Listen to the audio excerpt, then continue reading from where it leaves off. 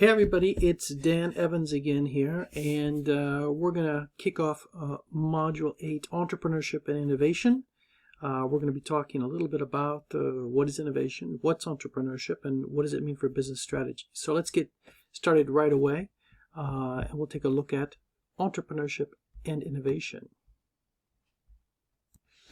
Okay, so as you know, we're currently navigating the strategic choices modules within strategy. We've spoken already about business strategy, and now we'd like to say a few words about entrepreneurship in general, which is the second module here in this series. We'll then move into corporate strategy, acquisitions, alliances, and international strategy. But for the moment, let's focus on entrepreneurship, and we're going to be looking particularly at strategic entrepreneurship and innovation. So how businesses, not only how businesses are started, but also how large businesses can use an entrepreneurial mindset to become more competitive. We'll focus a little bit on some issues about how to identify and seize opportunities. We'll look at some of the innovation dilemmas that companies often face. You'll find that companies often face many dilemmas about innovation. We'll mention only a few of them right now. There's a lot.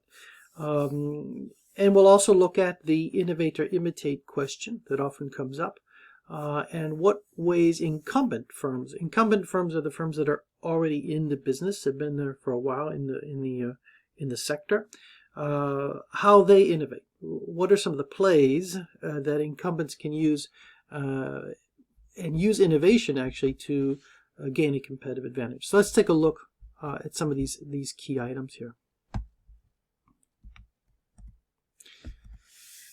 So first, let's define strategic entrepreneurship. Strategic entrepreneurship combines strategy and entrepreneurship.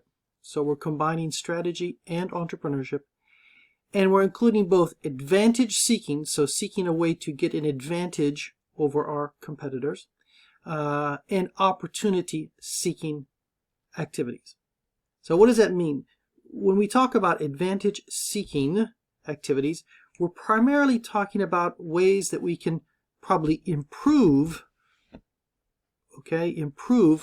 what we're doing. So we're going to focus a lot on maybe new processes, new ways we can differentiate our product offering, how we can renew our organization, its skills, its resources, things like that. So we're looking at what we do, doing it a little bit differently, same types of products, same markets. Now, we can go beyond improvement and we can focus on seizing new opportunities through innovation. So we're going to get a leg up by grabbing new opportunities, become better than our competitors through these growth opportunities, through new products, through new customers and segments that we're going to discover in an entrepreneurial fashion.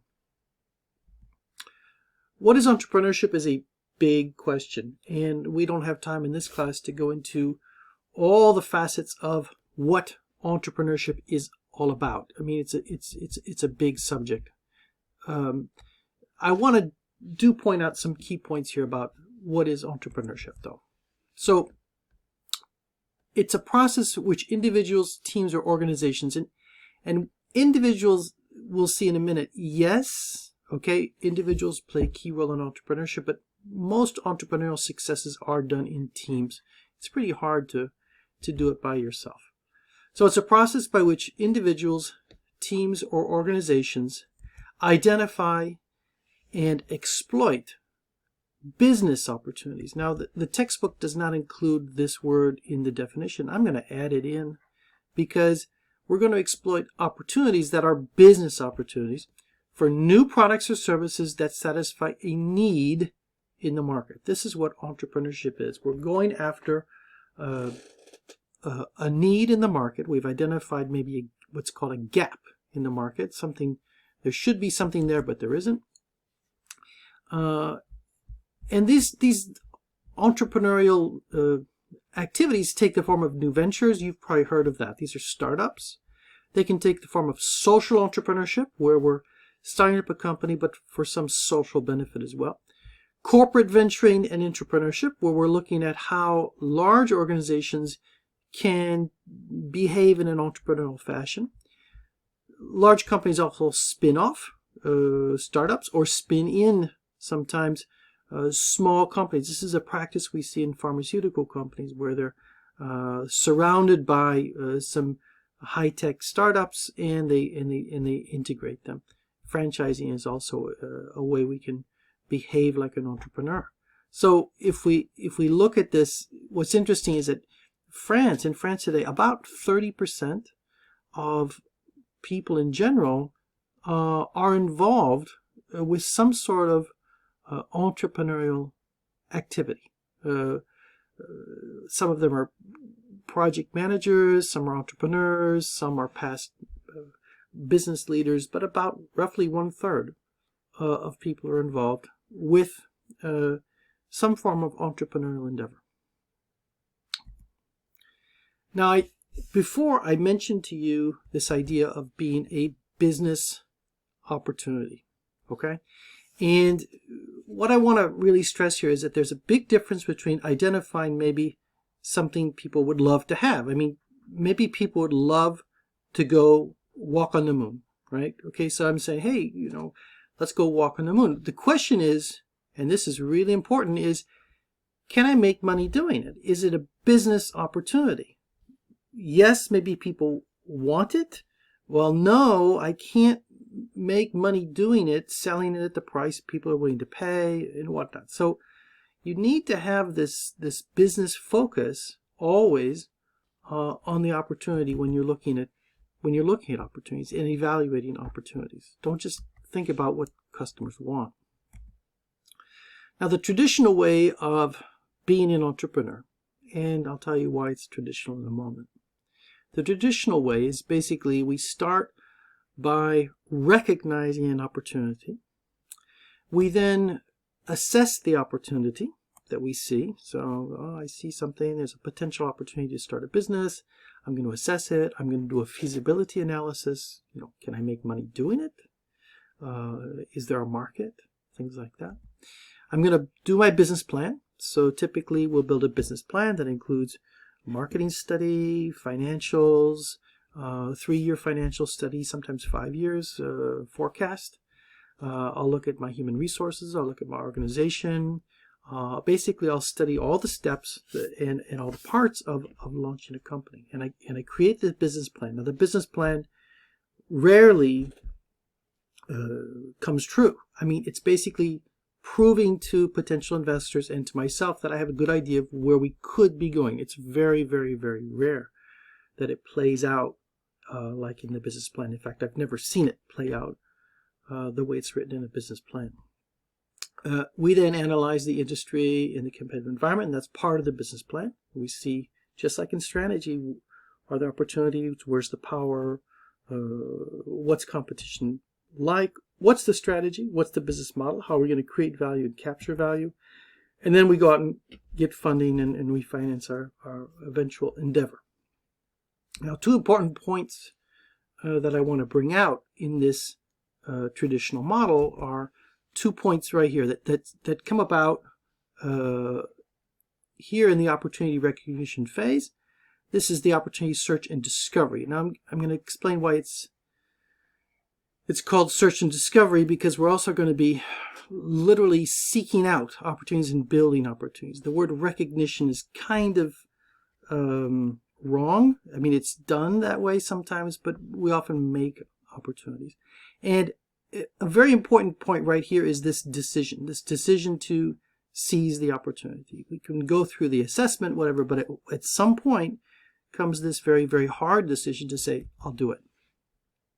And another step that's often left out of these analyses is the intention stage. Now, intentions mean that this just doesn't happen by chance. People that behave in this entrepreneurial fashion have an intent. They are saying, I'm interested in doing something in an entrepreneurial way. And entrepreneurial endeavors start with this intention. in general, and this is what I was telling you before, it's usually not this nice, neat process, step A, step B, step C. It's very messy, especially in here, because the feasibility analysis actually includes business planning, analysis, business modeling, financing. It all kind of comes together in here. But it's not a neat process. Not everybody starts with a business plan. Not everybody goes to seek investment the same way. And in fact, we've seen the emergence of some pretty interesting ways to explain this. The first being what's called effectuation. And effectuation basically asks the question, what are people actually doing? Are they doing all this stuff, or are they doing something else? And the second would be lean startup. This is basically a way that we can build companies, learn from our mistakes, move on to the next step, but go really, really fast. And this is a process that some major corporations like GE, for example, uses a lean startup process to behave entrepreneurially inside the large organization. But also a lot of small startups behave this way. They start with something small, learn, etc. But we'll see what that is in just a moment. So it all starts in the top here with entrepreneurial intent, but most importantly, this idea of saying, ooh, there's an opportunity, let's seize it, or let's at least evaluate the opportunity. Now, opportunity recognition basically is a circumstance under which products and services can satisfy a need in the market. That's an opportunity. There's a gap. We can combine resources and capabilities, to seize an opportunity, something that, presents itself as an opportunity in the marketplace. Now, to do that, we have to assemble a lot of things. The first is the entrepreneur and or the team, meaning the skill and the will to go out and see these opportunities or build them. And a lot of skills are involved here. Alertness to what's going on in the environment, or awareness. Entrepreneurs are ready and able to deal with a lot of uncertainty. They're able to put off certainty, if you will. They can live with uncertainty for a long period of time. We have a certain risk-taking propensity amongst entrepreneurs. They may take risks differently than non-entrepreneurial people. Most people that are entrepreneurial in nature also have a need for achievement. They want to succeed at something. And as we learn over time, that entrepreneurs start up companies not for the money, but to prove that their idea works. Entrepreneurs have a strong internal locus of control. They believe that they can control their destiny. It's not the environment that controls them. They control the environment. Entrepreneurs have a high degree of self-efficacy. They believe that they can do it, that they can succeed. And they're hopefully very good at team leadership. Second thing we're going to see in entrepreneurs is that they're able to assess and combine and see trends and gaps. And trends and gaps assessment was part of what we did in pestle analysis. We need to identify the gaps that exist between what is and what could be. We're able to identify blue ocean opportunities by adding new success factors for customers, see something that other people aren't doing. And we do this also through building scenarios. And the last element of opportunity recognition. So we've got the people, we've got the situation, we've got the context, we have certain skills that we have. We can analyze the environment, identify gaps. Lastly, to actually go out and build what we're doing, what am I going to need? I'm going to need resources, and the word here sufficient is extremely important. A lot of times entrepreneurs have too many resources, and that can actually kill a project. I have access to resources. I either own them or I can use them or get access to them.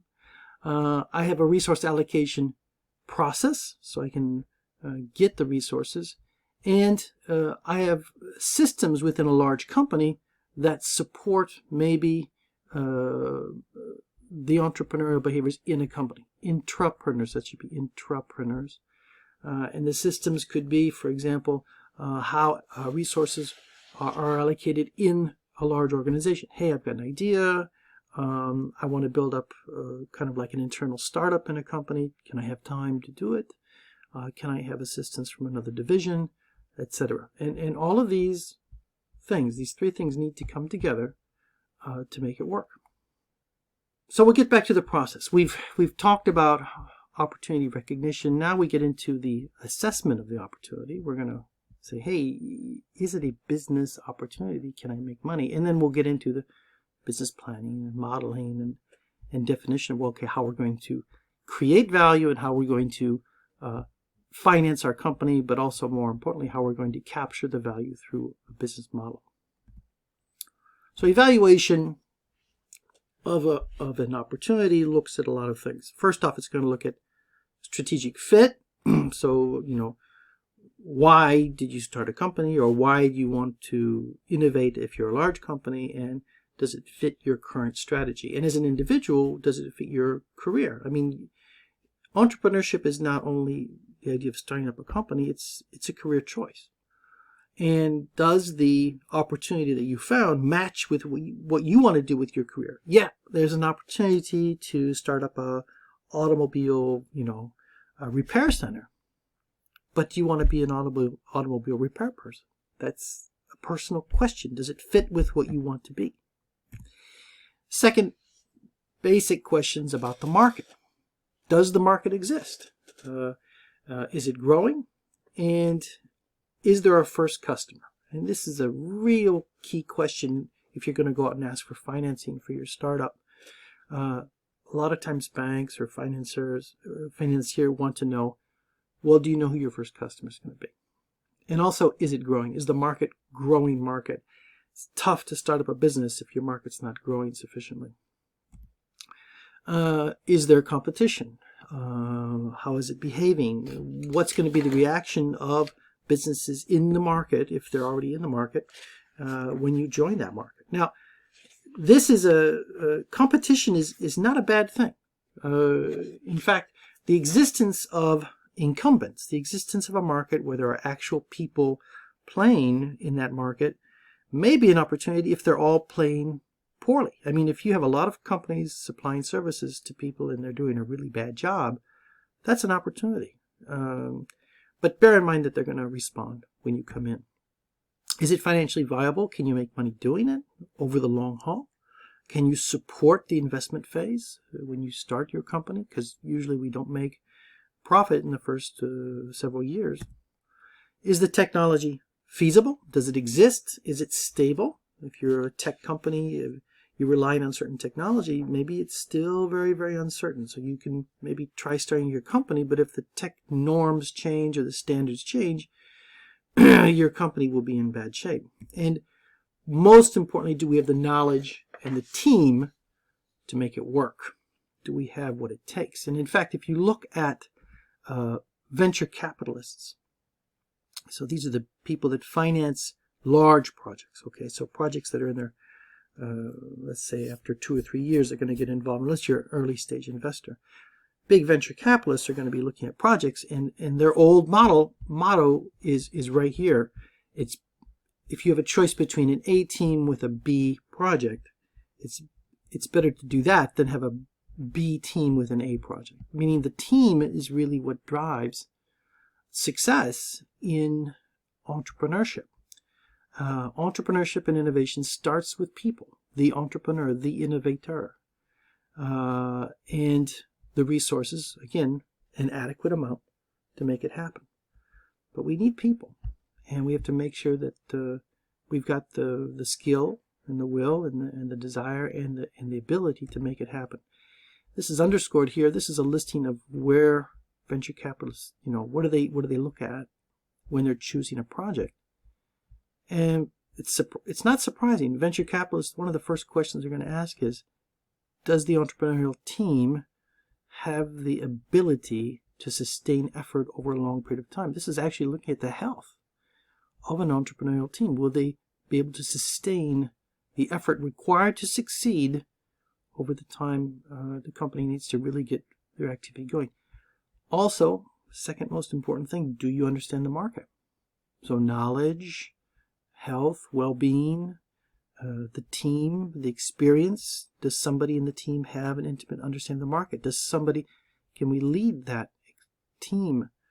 Do we have the experience of leading a team? Do we make it work? And then down here, obviously, market growth, etc. But people play a key role in the success of any entrepreneurial endeavor. So we've gone through the evaluation, we've looked at it, now we get into the financing issue, and you can see that at different phases of an entrepreneurial endeavor, we're going to look at different types of financing. And each of these phases is also confronted with its own problems and difficulties. When we're in startup phase, which is down here, right? We're starting up our opportunity, starting up a company. Our key element here is getting financing capital to get going. Now, there are ways to solve this problem if it's a small need, but a lot of times we'll turn towards, for example, seed capital.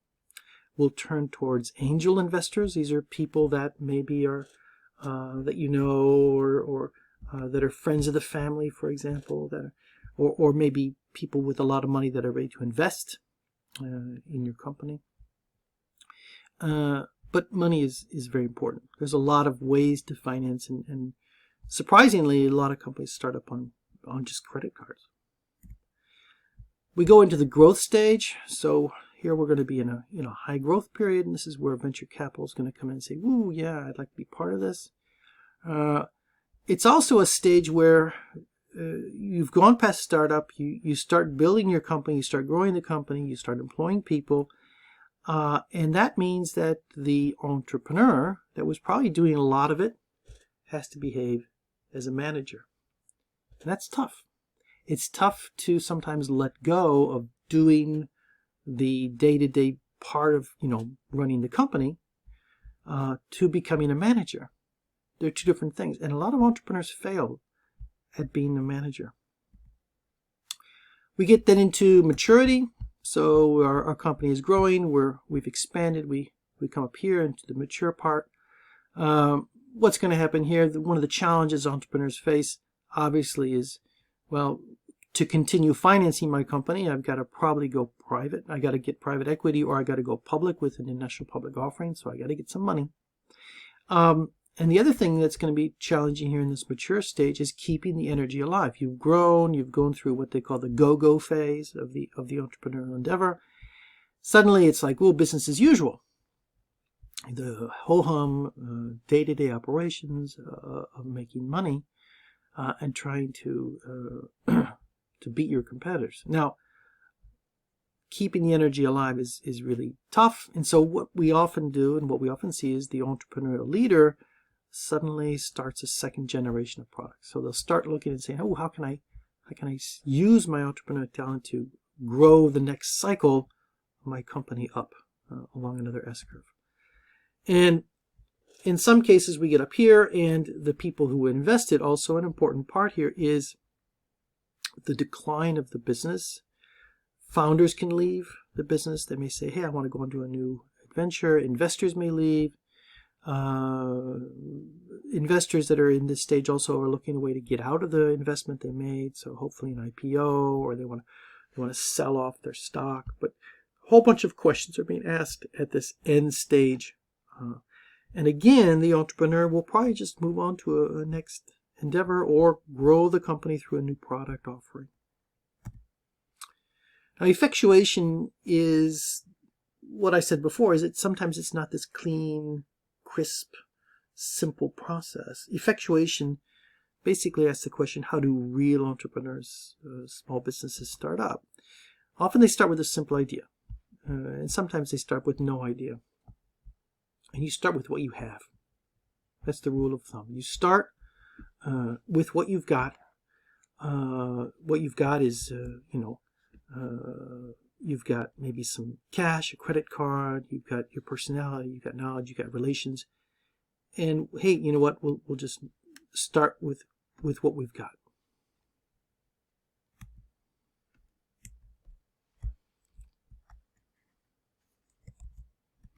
Second thing is we'll use the existing resources we've got. We usually don't start with a business plan. We build as we go.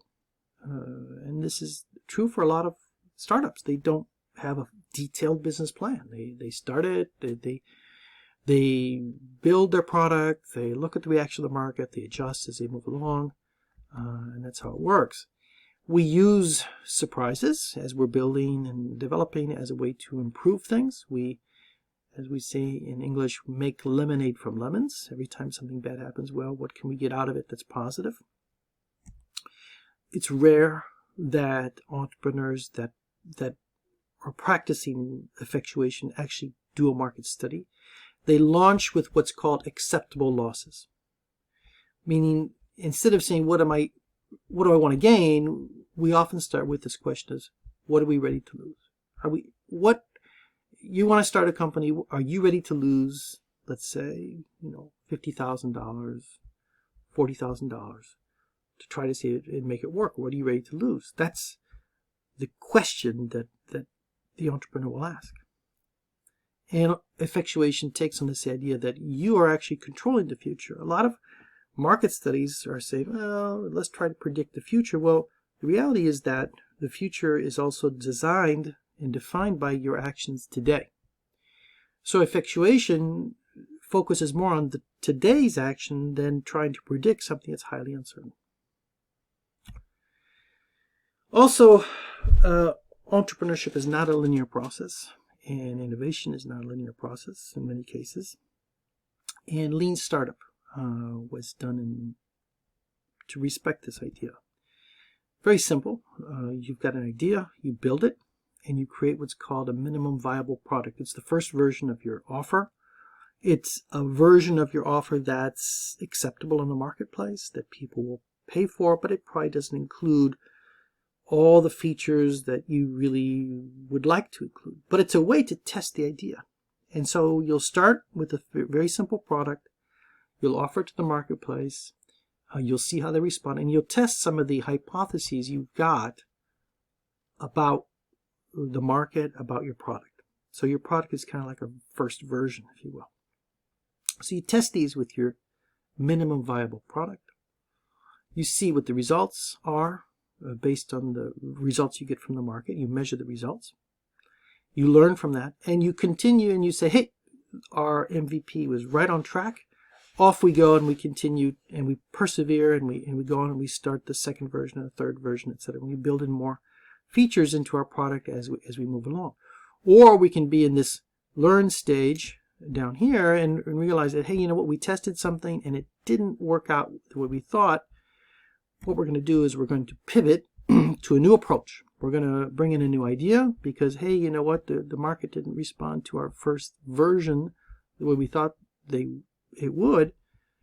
So we start with a different version. We pivot away from our initial attempt and we modify it. And this is what's called lean startup. And it's really based on this idea of being ready to fail fast, to test, adjust, and continue quickly, or pivot if your product didn't work as you expected. And the last element here in entrepreneurship I want to bring out, and then we'll take a break and we'll go on to a second video, is the question of social entrepreneurship. So entrepreneurship sometimes has a social objective, and this is termed social entrepreneurship. Real good examples. This man gives okay, this is Jack Sim. I know this guy. He's a crazy man.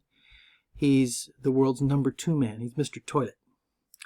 And Jack Sim operates the World Toilet Organization. And he started basically this organization to develop, to create toilets and make sure toilets are present in countries around the world. Because one of the big problems we have today in health is that there are not sufficient amount of clean ways to, go to the toilet because people don't have toilets. And so Jack Sims started the World Toilet Organization to address this issue, and this is a social entrepreneurship issue. Another good example is down here, Cabbages and Condoms. It's a company that runs a series of restaurants. They're based in Bangkok. And these restaurants all have a condom theme. Condoms are given out at the end of the meal, not candy, for example. And the objective is to generate profit, maybe through the restaurant, and this money is used to buy condoms, distribute them, but also educate the population about the use of condoms to control population. Social entrepreneurship has a social mission, as you can see. A cooperative form of organization is quite common. If the market-based revenues, usually we have a double-sided business model where we have market revenue being generated, for example, here in the restaurant, the revenue is being used to address a social issue. Another good example of social entrepreneurship is base of the pyramid, or BOP type entrepreneurship. For example, we have a lot of people starting up very small businesses, unipersonal businesses, where women in Africa, for example, are weaving products, local products, and selling them. And these BOP type entrepreneurship endeavors are typically financed through microfunding or crowdfunding activities. But social entrepreneurship is a very important part of entrepreneurship. It exists today and continues to grow and address and use the entrepreneurial spirit to address some of the major social issues of our time.